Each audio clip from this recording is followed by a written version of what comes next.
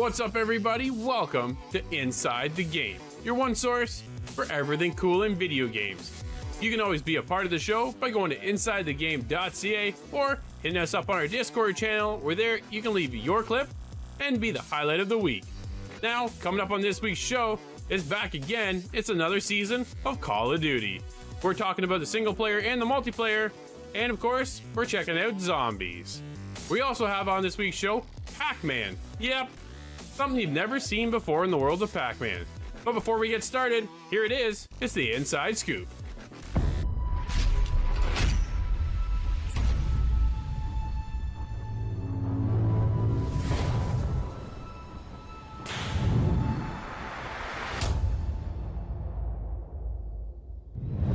Red Dead Online is going solo. You'll be able to purchase Red Dead Online all by itself, separated from the main campaign. Opt in, it's on sale right now for $5, but by the time February 15th rolls around, it's going to be going up to a full $20. So if you haven't purchased the game yet, now's your time. If you're also looking to get it on the PlayStation 5 and Xbox Series X, it'll come over there, but through backwards compatibility. Whether or not we'll see any enhancements is yet to be told. This is a bit of a shock considering GTA 5 and GTA Online are still one component. Why are they separating Red Dead Online? Not enough player install? Who knows? But the guys over at ITG are jumping back in. I'm always playing with good friends, hanging out, having a good time. Servers seem to be finally stable, which is also a nice thing to have. But if you're looking to get the game, now you have to free up 123 gigs just for the online component. But like I said, if you already own it, you're all set.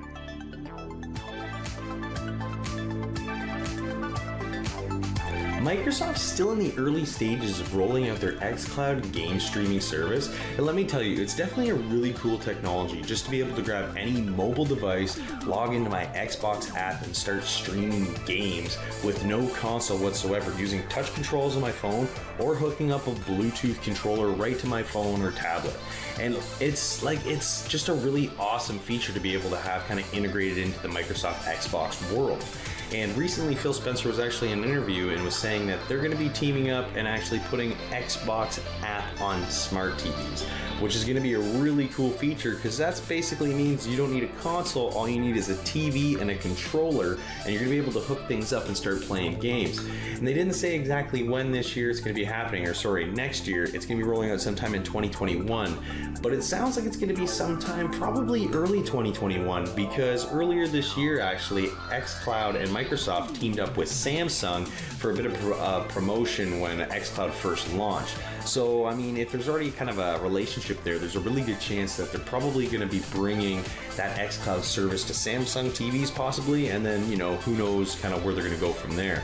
But just being able to have this service integrated into a smart TV as soon as you get it is just going to kind of allow you to expose everyone, or a lot more people, to video games, and being able to jump in and just have a Xbox Game Pass account and be able to hop in and just start streaming games right from your TV with no console. It's just a really cool idea, and the fact that it's going to be happening sooner than later is super exciting. And xCloud isn't done there. They're going to be actually partnering up with Facebook Gaming later, and they're going to be getting into some really awesome stuff there. So you know what, xCloud's just getting started, and it's already super exciting. So I'm really, really pumped to see where this is going to go.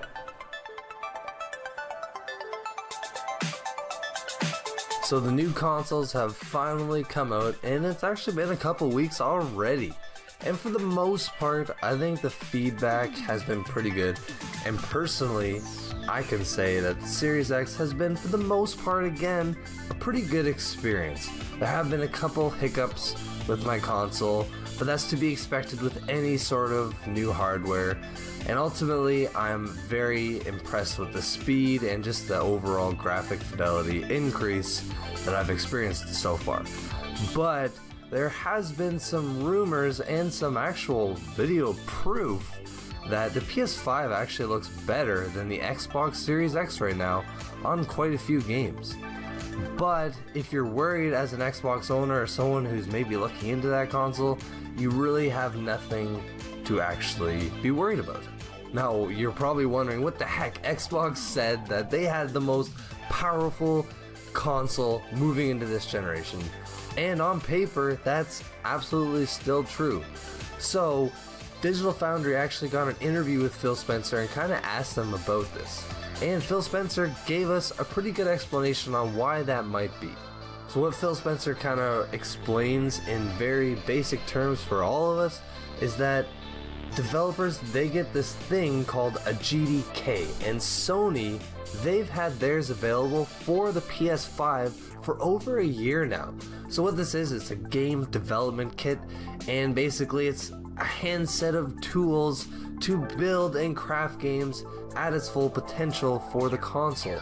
So Xbox, they actually went out and said that theirs wasn't even available until the summer. They were waiting on a technology to start mass producing their consoles that wasn't even really readily available until the summer. So that kind of shows that a lot of companies and lots of these games like Assassin's Creed, maybe Watch Dogs Legions, they haven't really been optimized on Xbox. And Phil Spencer says that. He's like, developers haven't even scratched the surface on what the true power potential is of the Xbox. So my thing is, next year when the Cyberpunk Xbox Series X update happens, that's when I kind of want to see that PS5 to Series X comparison, because maybe then we'll actually finally start to see the true graphical comparison between the two.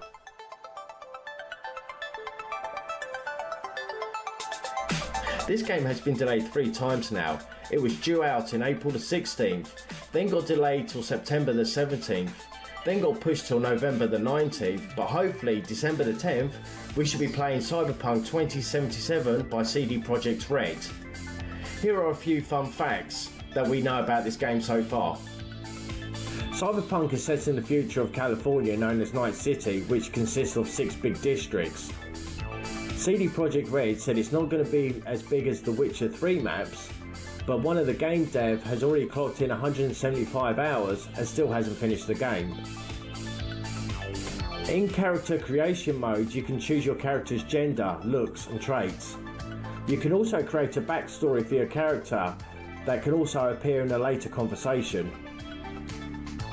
The main character that you play is called V, and he's also played in the first person mode. The game will also have multiple endings depending on what choices you make throughout the game. There's also futuristic cars and motorbikes that you can acquire throughout the game that you can also do upgrades, and there's also customization. There is so much more you can do in this game, and I've only just touched the surface. CD Projekt Red want you to immerse yourself in the character of the game, and believe me, they tick all the right boxes. So it won't be long till I get my hands on this highly anticipated game, and CD Projekt Red have also mentioned that the multiplayer modes won't be long after the release of the initial game, so hopefully we shouldn't have to wait too long for that. Also on Twitter, CD Projekt Red also mentions that they own the rights to the music for Cyberpunk 2077, as they designed it all from scratch to fit in with the game. So for content creators and streamers, that's an awesome thing, so they can now play the music that goes with the game without being hit by a copyright claim.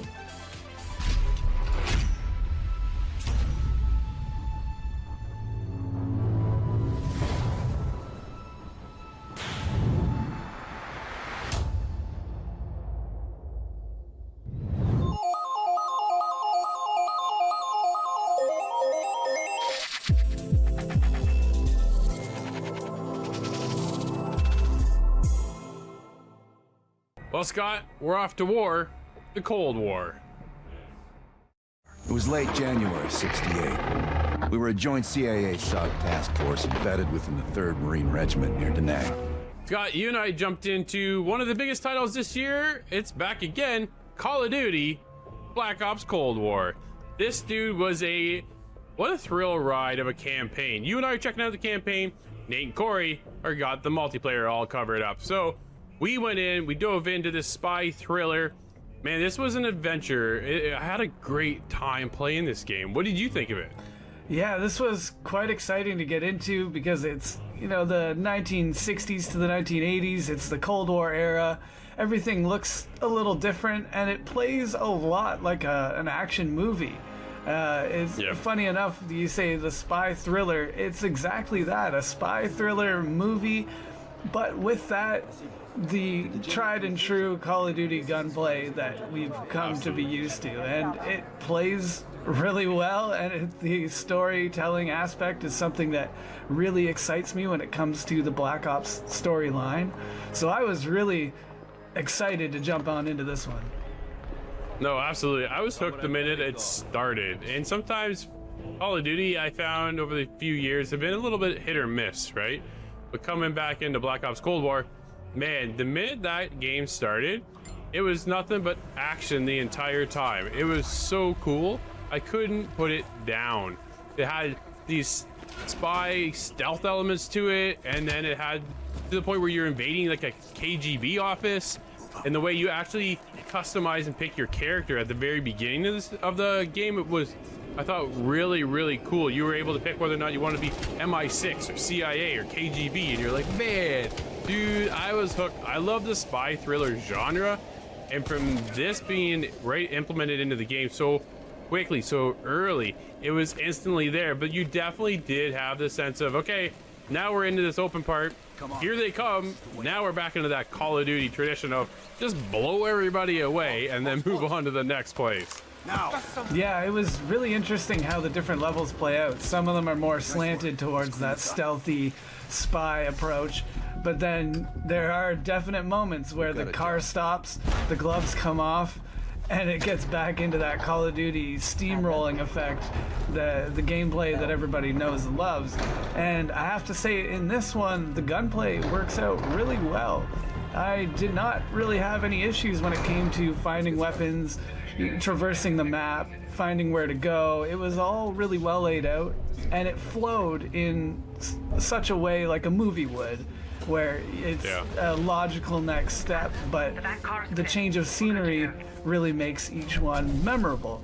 Even when it comes to doing things that are a little bit more familiar, have been done in other Call of Duty games, like piloting a helicopter, it just had a refreshing take on it, where it was logically laid out in such a way that it made sense, and it was fun and easy to control.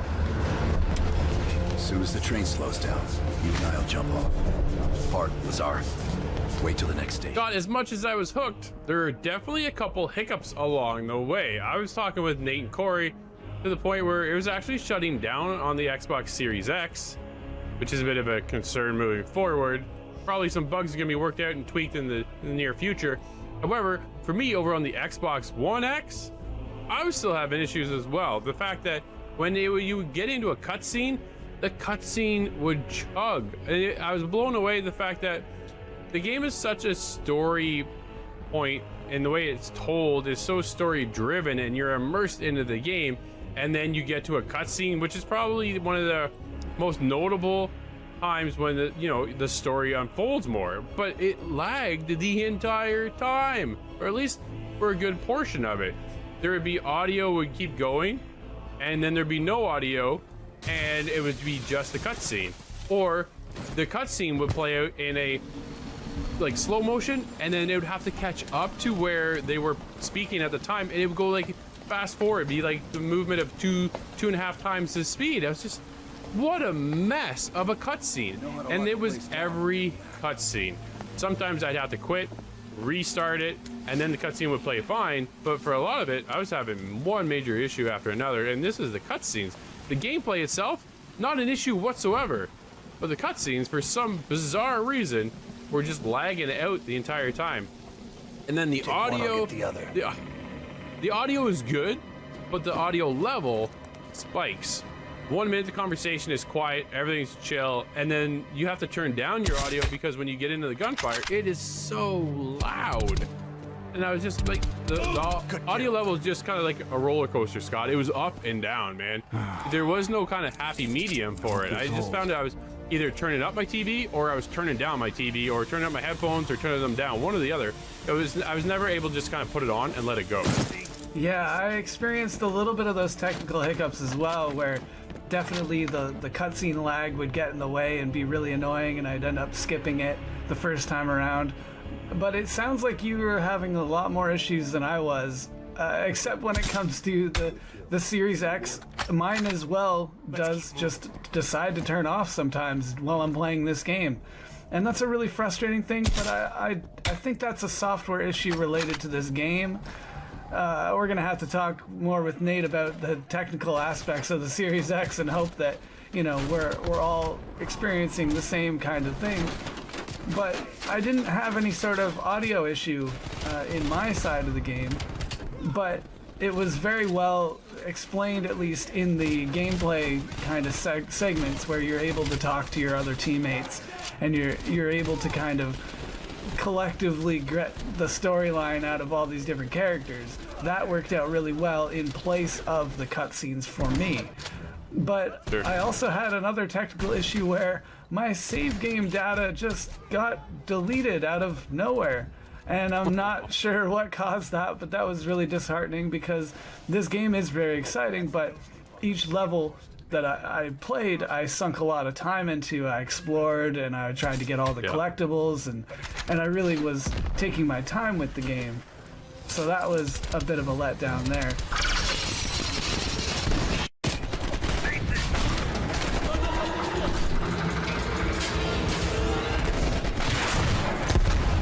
The Cold War is definitely warmed up. It is a blast to play this spy thriller. I was hooked instantly, like I said. And then you got into some of these side quests too, to the point where I was actually taking notes to accomplish the side quests. I thought that was cool, something I haven't done in a very long time. I was hooked, but definitely a couple technical issues, and it puts me at a 7.5. Yeah, this game was exciting. It was exciting right off the start, but there was these technical issues that hold it back from getting something higher from me. But again, I have to circle back around. When I'm playing this game, it's exciting and I'm ready for the next level, and the storyline being interwoven between levels is really something that holds me there. I'm there exactly with a 7.5 with you. Another action-packed installment in the series, full of great combat and spy thriller gameplay.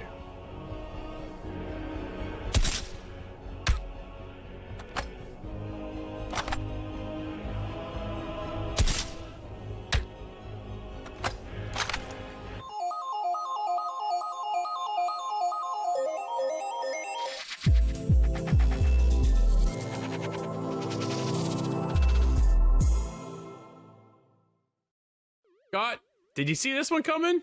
PACMAN Battle Royale?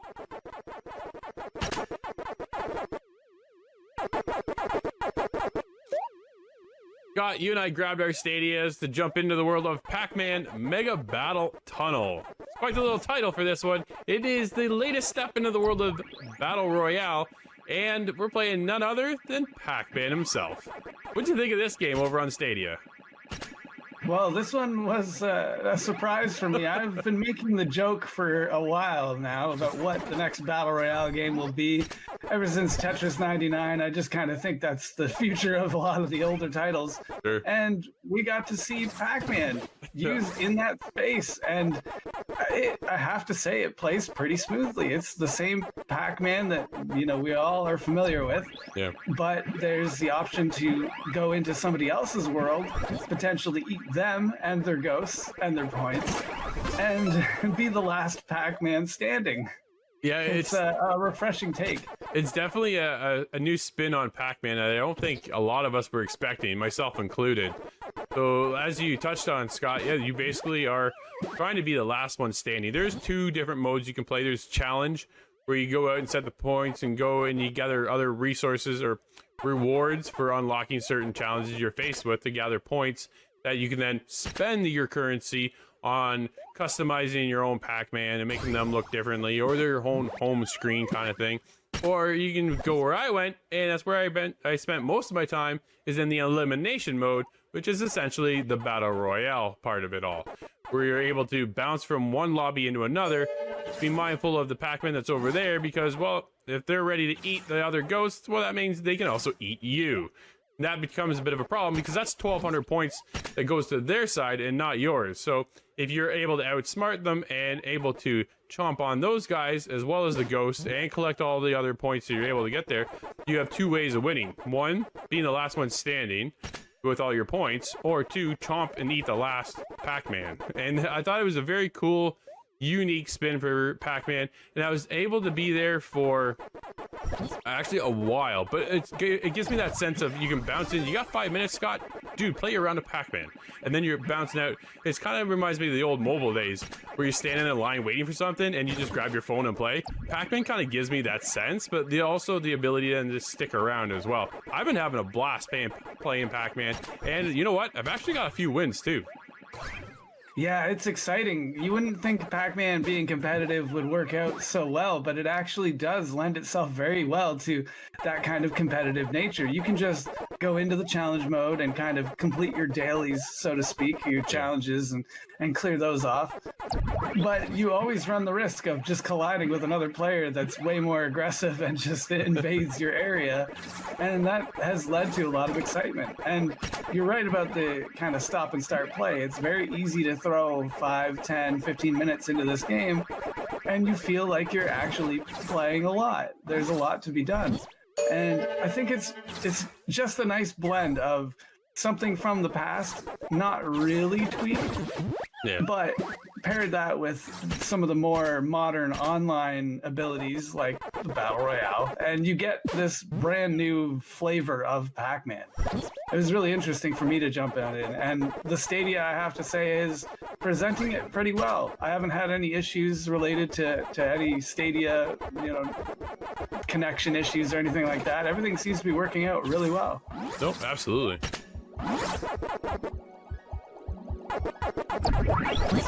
Well, Scott, like we touched on earlier, when you're in there gathering your challenges, getting your dailies done, and then you're spending your currency, that kind of leaves it to be about it. That's all. You can customize your Pac-Man, grab a new world or something for you to start in, but overall, I'm curious and concerned about the longevity moving forward with the latest Pac-Man edition.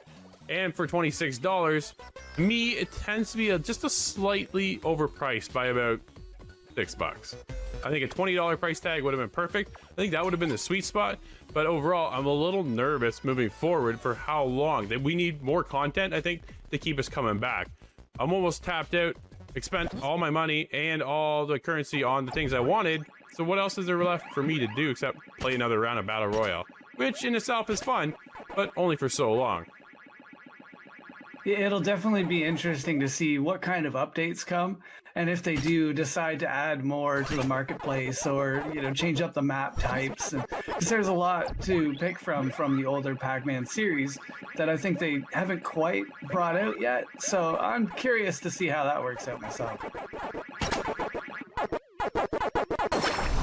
Got my overall time with Pac-Man Mega Tunnel Battle has been a blast. It's family friendly, easy to jump into. You're able to get in for a round, spend some of your stuff customizing your character and things like that. But overall, the longevity of the game seems to be short-lived, I fear, in the future. Overall, my time with Pac-Man Mega Tunnel Battle gets a 7 for me. I am very much in the same ballpark there with you. There's a lot to enjoy in this game, and there's, a refreshing take on an old classic is really good, but there is this concern of what's going to come down in updates down the road, and that leaves me with a 7 as well. Now, that could definitely easily go to a 7.5 into the 8 territory, depending on what we see in the updates, but as the game is right now at the moment, it's getting a 7 for me. A new and exciting version of a classic. Great for short sessions or casual players especially.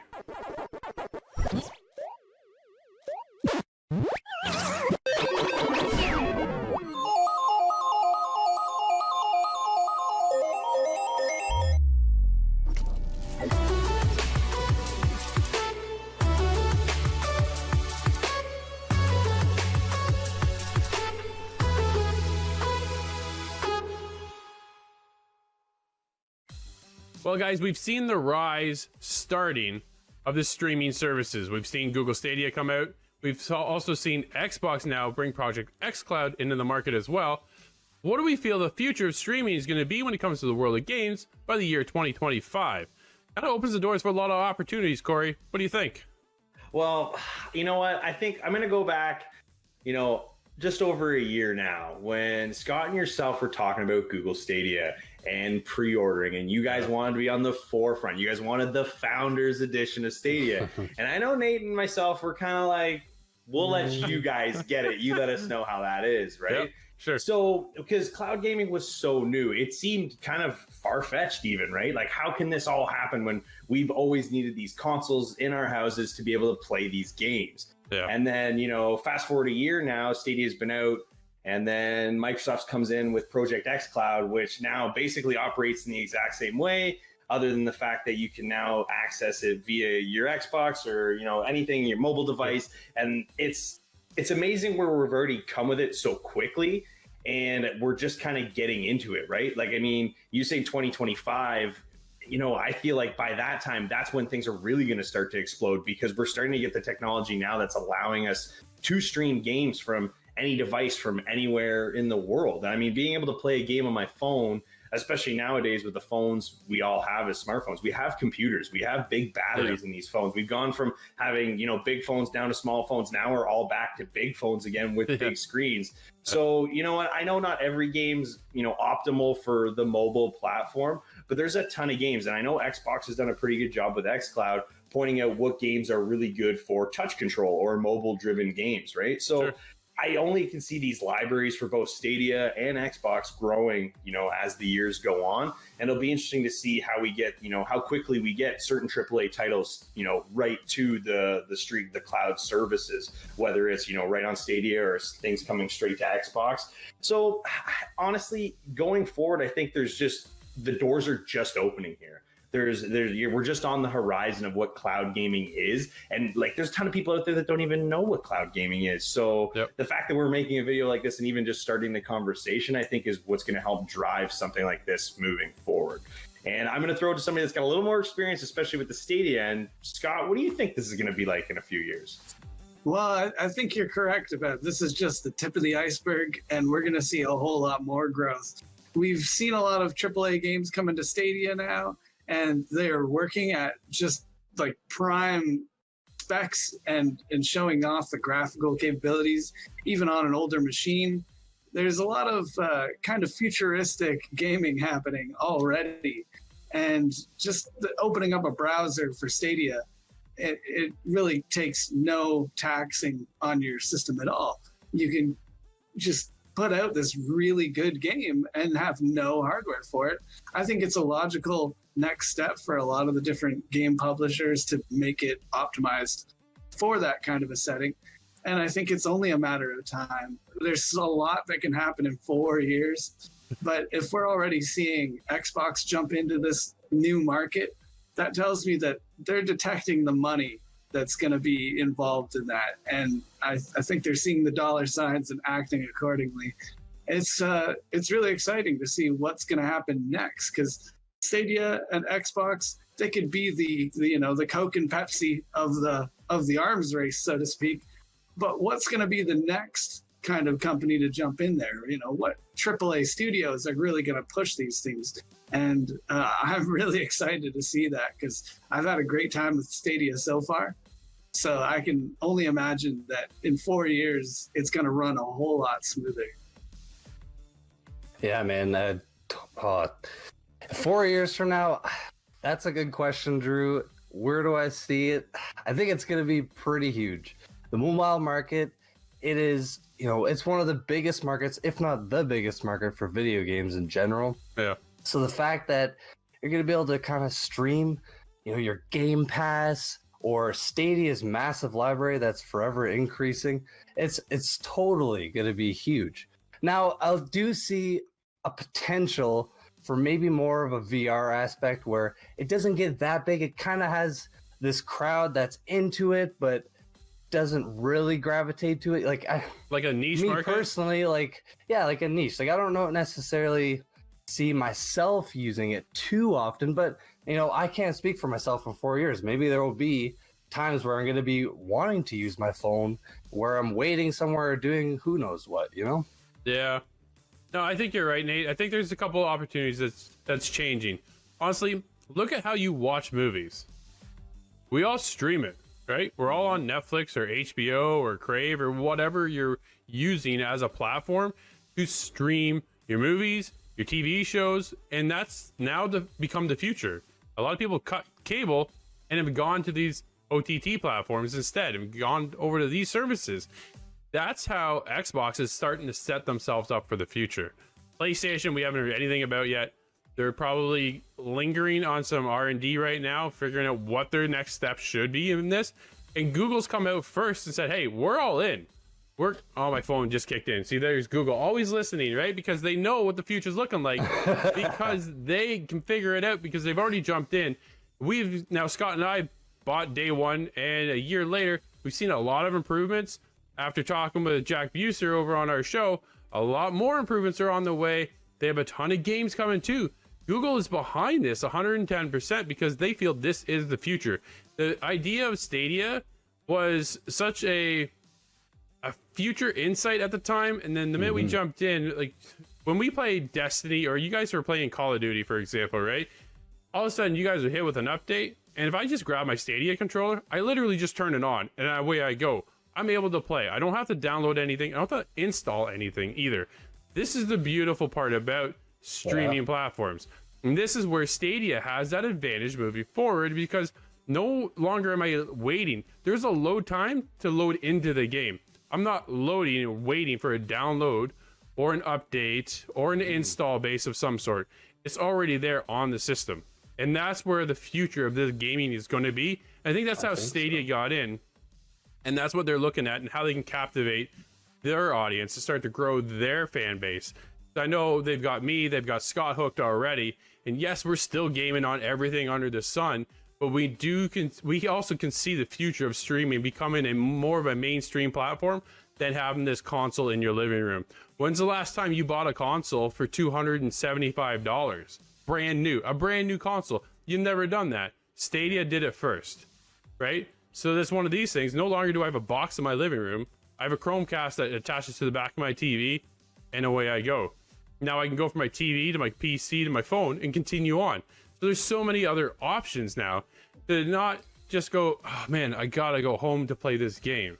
If I have a laptop, I just plug it in, hit the internet, and away we go. Everywhere's now starting to move into 5G. So that's also helping the progression of cloud gaming as well, right? So by 2025, yeah, Corey, you did mention, like, and you as well, Nate, about phones and gaming on your phones. There's certain games, dude, if you play Baldur's Gate 3 right now on your phone, that's the last place you're going to want to play that. Yeah. Because you're never going to be able to read anything on there, right? Yeah. It's so small, and that's the main issue.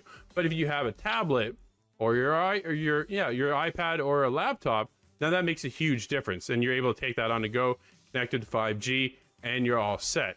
The future of gaming is here because Xbox and Stadia have already started. And by 2025, it's just going to be a natural progression. And I wouldn't be too long behind them to see Stadia or PlayStation in there as well to follow behind Stadia and Xbox. No, definitely. Definitely, man. Yeah. So future of gaming is here. What do you guys feel about cloud gaming? We want to know what you think. Hit us up at InsideTheGame.ca.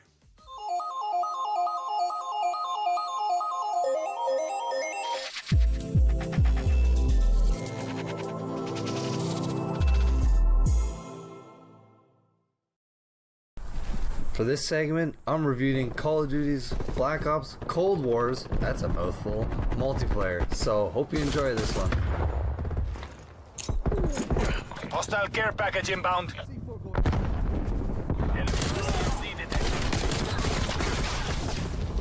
Hostile down.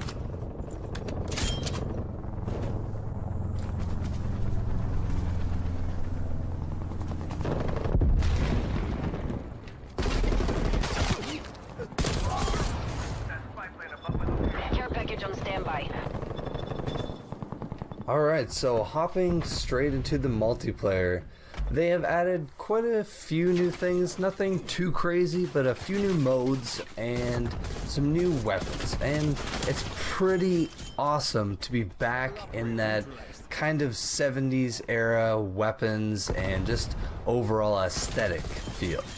I've really enjoyed the maps, although there are few in comparison at launch to Call of Duty Modern Warfare's 17. We only got 8 at launch for the core playlist. 12 total, which isn't, it isn't too bad, but like I said, with 17 coming from the previous game, it's a little disappointing to see fewer maps. But I resonated with the 8 core playlist maps a lot more than I did in the previous game. I felt like there was this kind of connection like I had way back in the day with Call of Duty Black Ops 1 and Black Ops 2. Hopping straight into it, I just started getting kills and these kind of cool score streaks, which I'll get into that later because that's also unique this time around. But I can just say that with the 8 maps, like I said, I really resonated with them all. Now, talking about things that are different, the score streaks. Now, it's not your typical, kill streaks where you get 3 kills or 5 and you get your spies plane. It's actually score based, and it doesn't reset when you die. So it's pretty cool. It's a bit of a difference between the normal where you, like I said, you accumulate a certain score, but if you die, then it all resets back to 0. So I'm gonna restart that.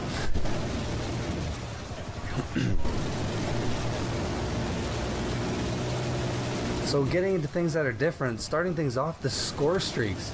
It's not kill streaks, which is pretty cool, and it doesn't reset when you die. So all of them have a higher point base that you need to achieve to get them, but it really kind of gives lower skill player, dare I say, or people that just kind of get stuck in these matches where you're just kind of getting beat down over and over again. You still get your spies plane or your care package or even your attack helicopter. But it also gives players that are a high tier level the chance to reobtain these because there's just a little slight cooldown with all of them.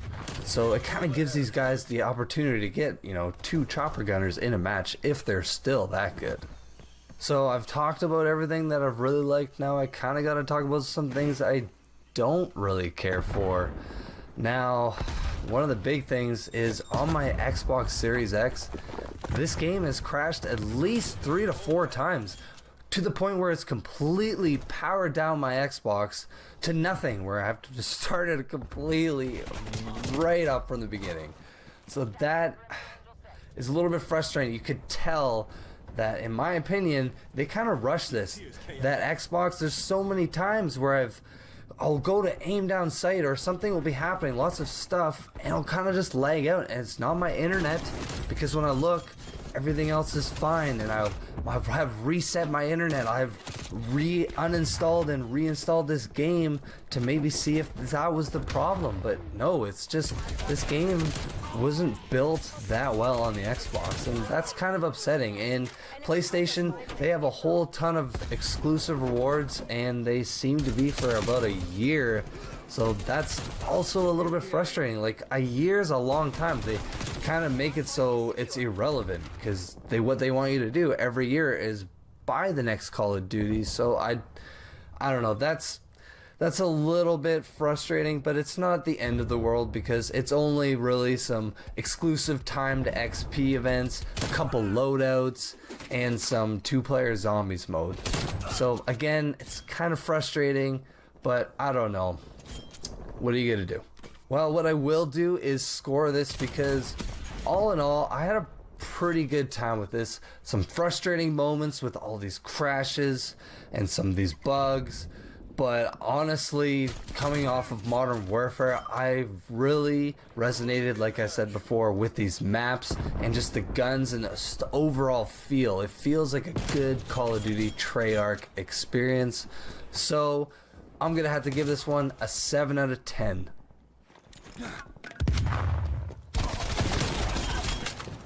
The multiplayer did many things right, but some unacceptable. The lack of care in the Xbox versions of this game leads to frustrating crashes and a clearly rushed game. The lack of content at launch might make you want to wait a little bit before picking this one up.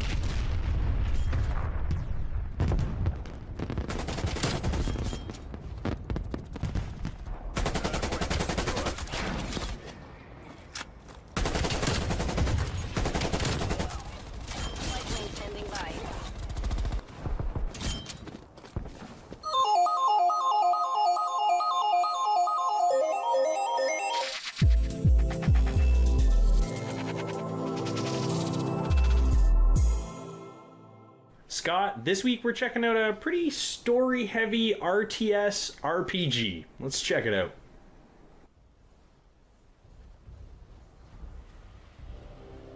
Scott, this week we got to jump into a pretty cool game, Spellforce 3 Fallen God. It's the third game in the series, but this is a standalone story from the original first two, so you didn't have to play the first two games to understand really what's going on here. But we have a pretty kind of unique style of game here. I can't say I've played too many RPG RTS games, and this one is heavily based around trolls slash, in my mind, these guys look like orcs to me, but in the game they call them trolls. Kind of this band of trolls, and they're kind of going on this adventure, and the idea is that you get to build up your party as you go, and there's kind of these cool RTS elements as you play through this pretty extensive story. What did you think when kind of jumping into this game? Yeah, it's an interesting one to say the least. There's kind of a view to it that looks like a tactical RPG, but then you get in and the action is a little more loose and the characters are more pronounced, and it kind of drops the tactical edge. It's not so much a tile-based game. It's very RTS in that everything's flowing constantly, and you can actually create new units to accompany your main party. So it has more of that RTS style to it, which is something that appeals to me a lot more than the tactical games, I have to say. But this game has its own charm to it as well. It's not super serious, and it has the kind of humor to do with the trolls and how they interact, and I thought that was a very charming aspect of the game as well. But getting into it, the combat is pretty interesting. It kind of plays out in a way that Warcraft 2 did, but you have more of a limited unit force. So you have to be a little more careful about what you go and attack and where you go and explore. And you're kind of free to pick your own path through the maps, take on side missions as you want to, and get rewards based on that. I thought it was a really cool idea. Yeah, and you know what, like you said, as you kind of traverse these maps, I thought they did a really good job with how they laid out these maps. I thought they looked really good. The detail in all the characters was done really well. So it was really, it helped you get into the story that was being told here, because there was quite a story. And if you're not into, you know, reading, luckily the voiceovers were done, I thought, done really well. Again, I think one thing to knock a little bit is it does get a little tiresome to listen to this troll speak the entire time, because they do spend, I would say, roughly 50% of it is heavily story-based, and the other 50% is probably your kind of action that you're going to get throughout this game. So personally, for me, I would like to see it maybe lean a little heavier on the action side of things, and maybe that's just because a point you put out earlier is it's not a tactics-based game, but it does kind of feel that way. But you have a lot more freedom, so you kind of want to be able to play and have the, you know, go and attack whatever you want, make it a little more hack and slash, I guess. But they did do a pretty good job balancing the gameplay overall in the beautiful environment that we were kind of set in throughout this, I believe, roughly 20-hour campaign. Yeah, well, this game is also packaged with its own prequel, and it has multiplayer aspect to it as well, so you could definitely spend a lot of time in the action aspect of the game, but the story is really well told, and just like the environment is very detailed, these characters and their arcs are also very detailed with the interaction, and you're actually able to choose kind of how you interact with certain characters as you find them, and that also increases your levels, and you can choose whether you want a certain skill set versus another skill set. So there is that depth of a tactical game where you're growing your party, and that is detailed as well. They spend a lot of time in that dialogue part of the game, and I feel like it is very well felt. It's a rich environment all around. Yeah, it was done really well. And mind you, we didn't actually touch on this, but this is just kind of a first look at this. This isn't a totally finished product here.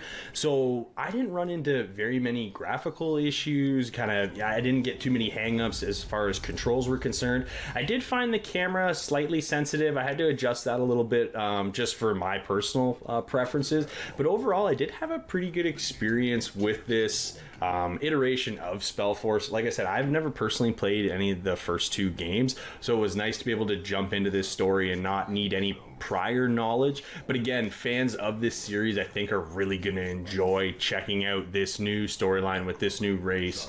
So again, there's something in it for everybody here. So if you gotta kind of give this one a recommend, not recommend, Scott, what do you think you're gonna give it? Well, based on my time with the game, I have to recommend this one. There's a lot of callbacks to the older games, and they reference a lot of the events that happen.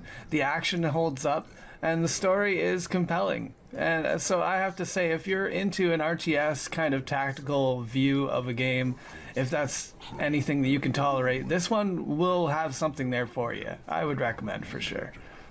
Yeah, you know what? I'm right there with you. I can't disagree with anything you said. I had a good time playing this game. Again, it breaks the chains from the usual tactical strategy side of this, at least style of game. So it was nice to have that kind of free roam aspect that we had here. And you know what? I gotta recommend this game. People gotta check this one out. It was a lot of fun. Spellforce 3 is an interesting blend of real-time strategy gameplay with tactical role-playing game camera controls. It has a great use of character and story elements, and as such, we definitely recommend this to curious gamers.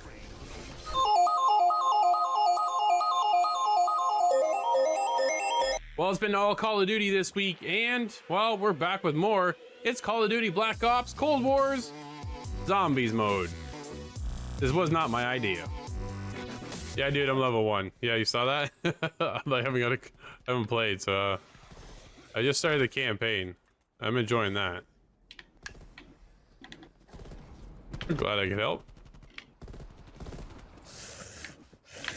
Headshots give you more currency. Dude, Sorry, headshots give you more currency, Drew. Okay.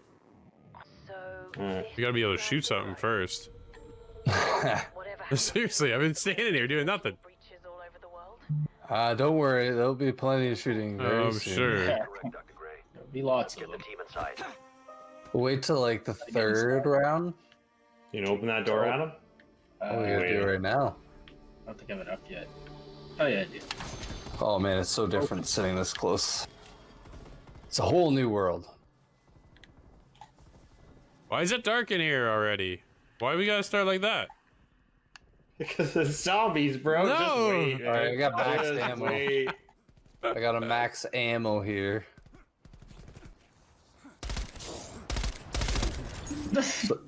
Oh, no, Dude, Corey I'll grab it instead. now. No way, man. Oh, I was just punching him. what's up, Kyle? How you doing, buddy? Find a shot. So Drew, you don't want to be caught in areas like this in the middle of the round. Come a little bit later. Oh, Turn on the power. So we must go upstairs. And I will plant the explosive. got one. Oh crap! They keep crawling out of here. Oh yeah. Okay, Get down. upstairs. Find us. Find us. Find you. Why am I on my own here? I don't know. Like zombies. Yeah, it's all good. I got it. Oh, double points. Bring them. There we go. Dude, it's creepy sounding. I don't like that crap. Oh man, it gets right creepy. To the left. Seriously. All right, upstairs we go. Yeah, there's another. You guys already up there? Further up here. You can't leave me behind. I don't know if you guys know the rules. Rules are no leaving Drew alone. All right, that's rule number 2. Rule number 1: every man for themselves. Headshot. Headshot. All right. We're good. It's probably a good idea if we open up this next. Open up area. what? Further up ahead, there's something to blow up. Save your life, Corey. You're welcome. You're amazing. I know. What would I do without you? My hero. I know. You're welcome, buddy. Oh, there's a lot of them on the stairs here. Holy. Holy, they're all coming. Oh, that one just jumped up a level. Oh, they do that. I'm running low on ammo here. Oh, yeah, So you me can too. restock almost in every area. There's a restock. Come here. There's a restock on the main floor. There's a restock. Yeah, come here. Right. You'll see what it looks like. There's plenty of these around. And it's only $250. Decent. I got tons of money. How much money do I have? That made zombies so much easier alone, right there. That feature. The fact that it's super cheap to buy the ammo for your gun. Yeah. Holy crap. You guys. I can't see. What was that? Not Is it a cool. nuke? A nuke? Not cool. Oh, I have Hey, 4,000. Drew, come. Where are you? Down here still? I'm up top. No, I went up top. Yeah, you're right up top. Okay. Right. Yeah, in daylight where I can see what's Yeah, I was going gonna say, on. Stay in the light. Stay in the light. Thank you. I'll stay up here. Alright, so this is a good spot to be. This Get is where refresh a on lot my of Twitch for people this kind stream for of like 15 minutes. tend All to good now? do the kiting. One of the best shotguns, one of the best guns in the game. Oh my. Nice. Zombies. You got any big fat ones come at you too? You know the big massive ones? Oh yeah. Oh, guys, I'm sorry. I got myself stuck. That was really stupid. Ooh, that I takes a didn't while think to there were load. gonna be that many there. They all crawled towards you. I can't. Actually, Excuse probably me, a bad pardon me. idea. I fell. Man, they just run up and get you. Drew, come get me. I believe in you. There's no zombies here. Whoa. Oh no! Oh, what just happened? Nuke. We needed Perfect. Revive me. that. Where are you? I'm coming. Oh my goodness. Nice. Ooh, that was a clutch nuke. It just That was popped up. clutch. It isn't. It isn't. What's right? this Like, mystery you don't want thing? them to Where is that? restart, What- Mystery box. What'd I get? Shoot this guy's legs out. That didn't work. I don't know. I have smoke grenade. Fudge. Not what you wanted to do?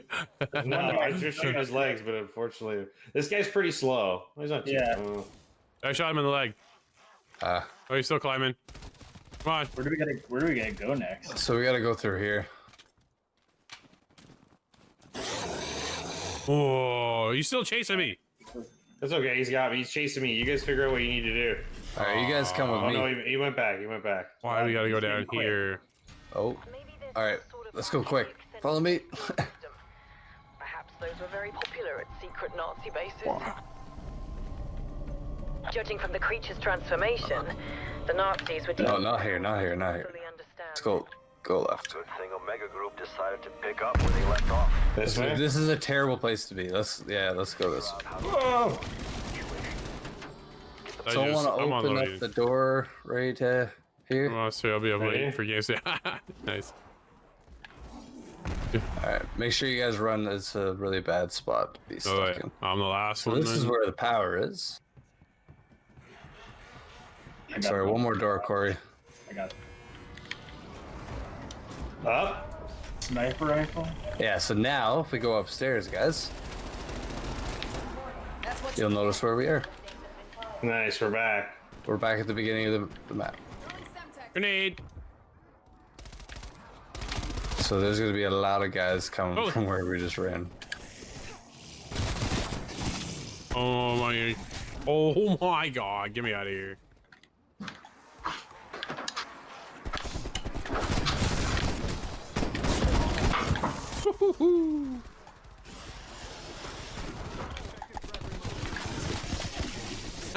You guys just chase him. I'll be over here.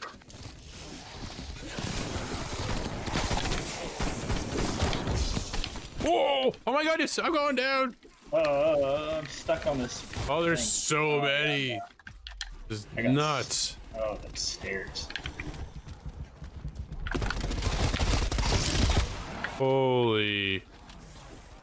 Really use my shotgun. Reload, reload, reload, reload, reload. Oh, there's no getting up there. Oh, who's down? Me. Oh, there's a nuke in front of me. Oh, I got it. oh.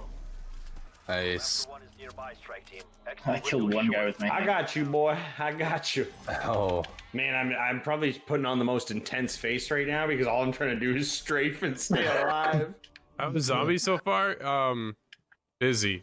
There's a lot of. We can use the radio now to get the heli. Oh no. I'm using it. Accepted. You Oh guys yeah. as well. Where's ammo? Here we go. It starts to get a No, little out of it's like a control. Oh, the dogs are pretty intense. With that, accept this thing? Yeah, yeah. Okay, I accepted. Oh, Oh my. oh, they're coming out of the ground. They're coming out of the ground. Chopper inbound. You got a limited window here. Get a move on. Oh my. No, no, no, no, no. Rotate, boys, as a team. Yeah. Rotate and fire. Why? Okay, where is this thing? Got you, Drew. All right, cool. Thank you. Oh, I gotta do this. Raptor 1 at the LZ. Soviets have ID'd our position. We got Are we good? Can we get out of here now? Yeah, it's 70 meters away though. We gotta go. 70 meters. Yeah, we gotta. I think we gotta run. Oh, there's armored ones. Oh my goodness. I'm out. Oh, oh, Oh yeah, they're right. Oh. Where are we supposed to be going? I don't know. I thought it was Oh, this way. you guys. Oh, Where are we yeah, going? yeah. Oh no! What is going on? You're leaving me Get to here? the chopper. Oh my goodness! You guys are awful. Hold Feel me, ashamed of mate. yourself. Hold me. All right, Whoa! we'll go together. Let's man. go, grenade. We'll go together. enemy missiles targeting our Just hold my hand. That's all I ask. I'm so going for cold. it, Drew. Woo! Ah, Oh, there's nothing. There's more coming. ah! They're not even doing damage. I know. Oh, the clutch. Ah! Oh, but he's still clutching it. That's it. Sorry, guys. Ah! I tried. That was tough. Man. Oh, there's so many in there. Oh my goodness. That's insane. No. Whew. That's That is vicious. insane. Okay, that was fun. That was fun. Still creased the crap out of me though. That'll wrap up this week's episode. Thank you so much for watching. Don't forget, you can be a part of the show. All you have to do is go to insidethegame.ca or hit us up on Discord, just like Shadow295 did, as he's checking out some Crash Bandicoot 4. It's about time. Until next week, thanks again, and we'll see you inside the game.